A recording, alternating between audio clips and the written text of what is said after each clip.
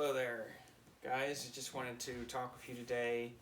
I have some information I'd like to share about Elon Musk and his about face change of course, as you will, when it comes to his issues with Brazil and their Supreme Court, or as Brazil calls it, it's called the Supreme Federal Tribunal, Brazil's top court, their equivalent of the Supreme Court. So it turns out that Elon Musk is going to cave, essentially, and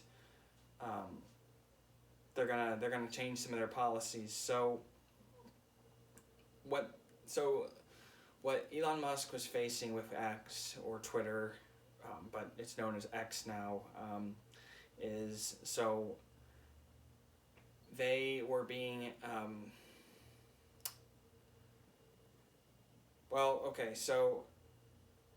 the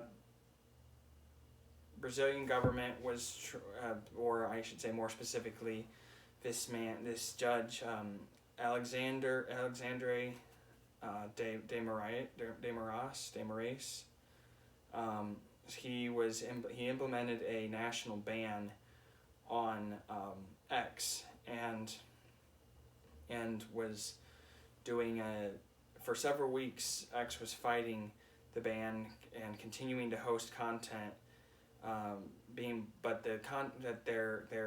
X was blocked by Brazilian internet service providers, and X was trying to get around it through a service called Cloudflare.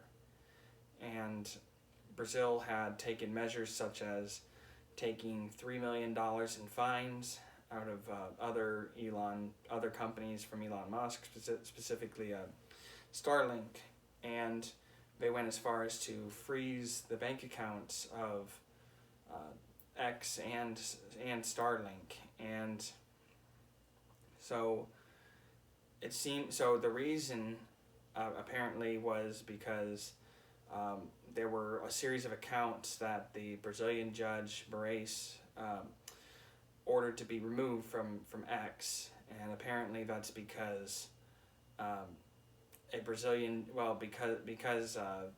apparently what they had to say was they're calling what they said on X a threat to democracy.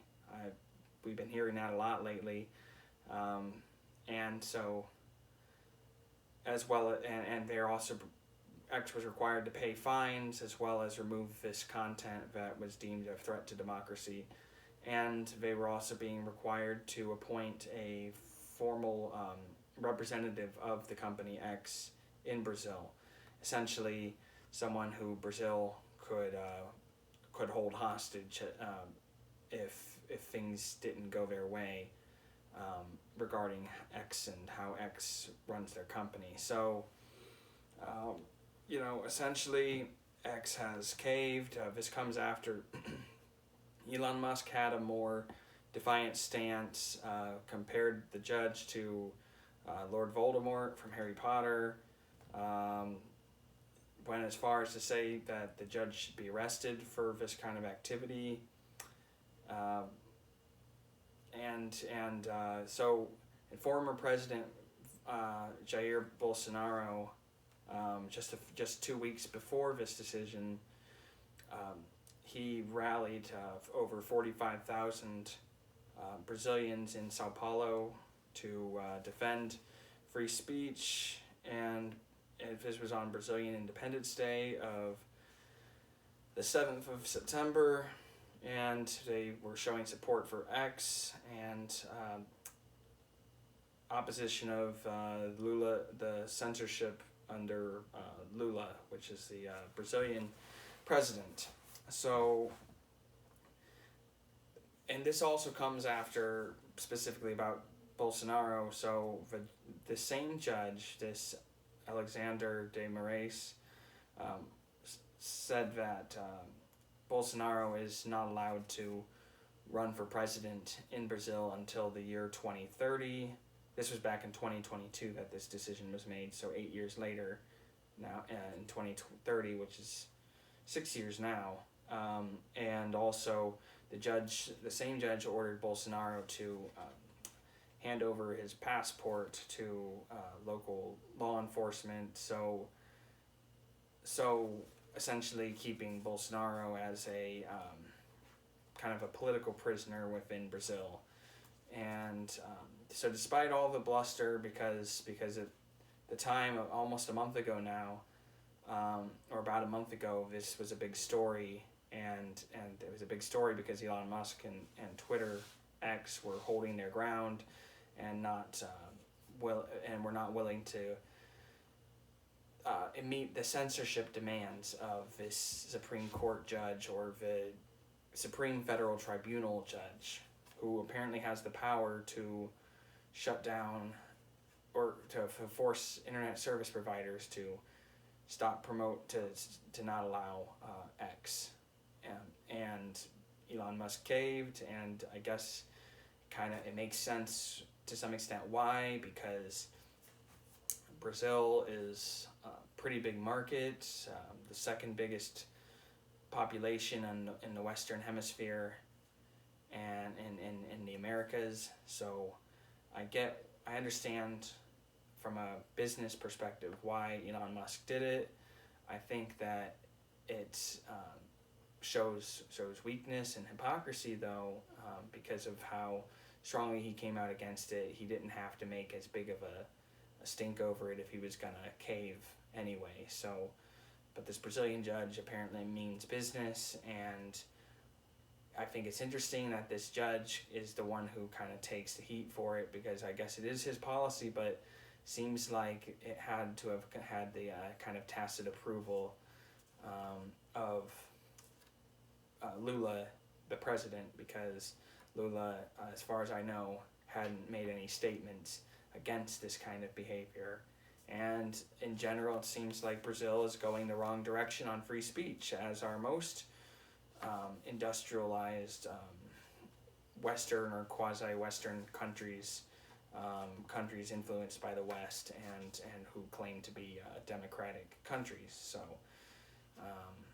it's very unfortunate that this happened. I don't know what Elon Musk could have done to change the course, but once the judge was willing to freeze bank accounts and start taking money out of other accounts, or take money away from other companies, not just X, but Starlink, and I don't know, I didn't hear anything about Tesla, but they were really serious about shutting down free speech in Brazil, and they got their wish. So, it's unfortunate, and it seems to be a growing trend across the Western world.